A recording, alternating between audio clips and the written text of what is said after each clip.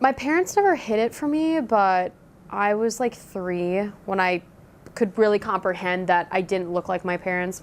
Both my parents are Caucasian, obviously, and they told me, you know, your birth dad was African American and your birth mom was Caucasian, so that's why you are mixed. And they did a really good job of just like really emphasizing that I am mixed and not just African American, because that is a whole other separate thing. But I would say 3 years old is when I really found out.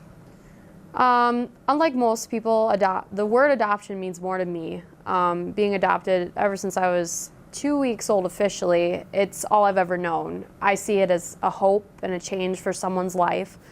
I'm very fortunate to find a good family for myself, and I'm hoping that other kids that are in foster homes, orphanages, find their adoption story too. But overall, adoption to me just means a change in your life and someone else's life too, because obviously if someone's adopting you, they obviously couldn't have children for a reason, or maybe they already have children they want to add to their family. So I would say the biggest word for adoption for me is change. So yeah, I mean, there were definitely times growing up, you know, you're at an after-school program and the bullies see you get picked up by Caucasian parents every day, and I was told that my parents didn't love me and that's why they gave me up and I wasn't wanted. Or then you get to middle school and people start saying that you're a mistake and all this other stuff. And then high school, people say that, you know, they're surprised that you weren't aborted on, obviously, and then they say other just rude comments about adoption. But I think the biggest thing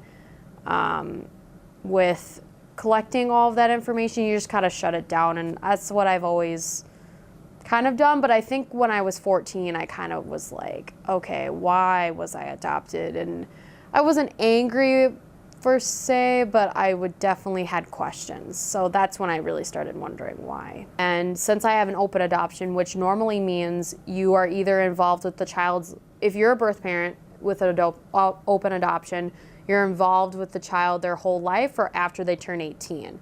So we had the after 18 option. My parents basically said, hey, if you want to meet your birth parents, go ahead, you can contact them, whatever you want to do, you just have to turn 18 first.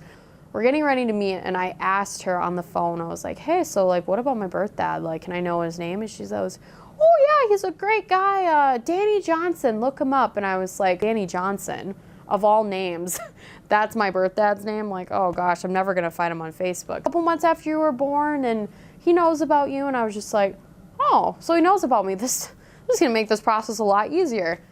So later that night, I'm laying in bed, I go back to that Danny Johnson I found on Facebook, and I was just creeping through his photos, and I was like,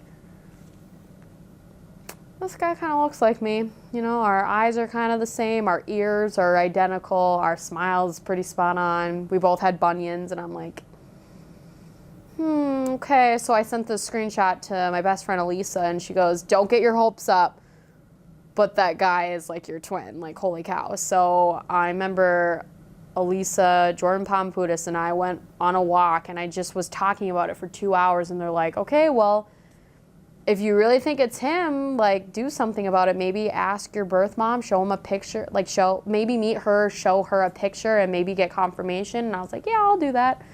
So me being the rebel I am, I just messaged him on Facebook, and I basically was like, hey, I don't know if you remember me at all, but Carolyn Kaminski said you're my birth father if you're the Dan Johnson she's talking about. And I described different qualities that she said about him, that he was in a band, he had dreadlocks, they both worked at Dayton's in downtown Minneapolis.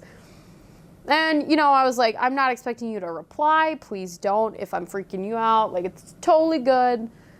20 minutes later, I kid you not, he's calling me on Messenger, and I was like, oh my God, he's calling me. And I answer, and he was like, Brianna? And I was like, hi. And he's like, this is Danny Johnson.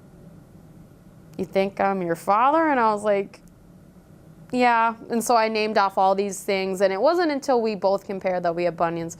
Sorry, y'all, I had to share that. He was like, holy beep, you're my kid.